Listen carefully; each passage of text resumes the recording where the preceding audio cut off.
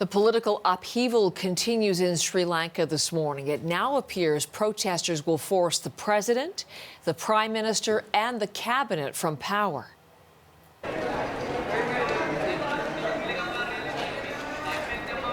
Protesters occupying the presidential palace and the prime minister's residence are refusing to leave.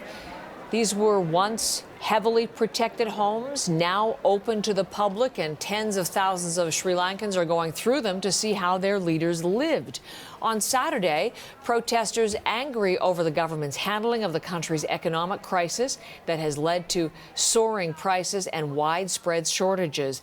As Ishan Garg tells us this morning, the president, prime minister, and as I said, the entire cabinet now promising to resign. Opposition parties in Sri Lanka are discussing their next move as the country faces a political vacuum. The country has been on the edge for the past 2 months now, but things took a violent turn over the weekend.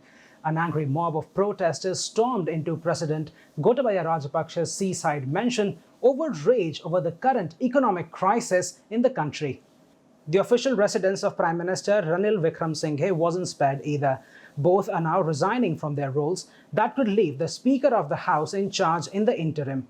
Observers say the country's economic troubles have pushed the public over the edge. A severe shortage of fuel has upended lives for the past several months.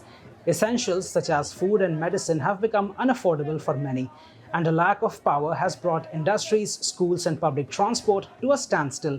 Much of the blame for all this is being assigned to the outgoing President Gotabaya Rajapaksa and his brother Mahinda Rajapaksa, who was forced out of the Prime Minister's office earlier this year.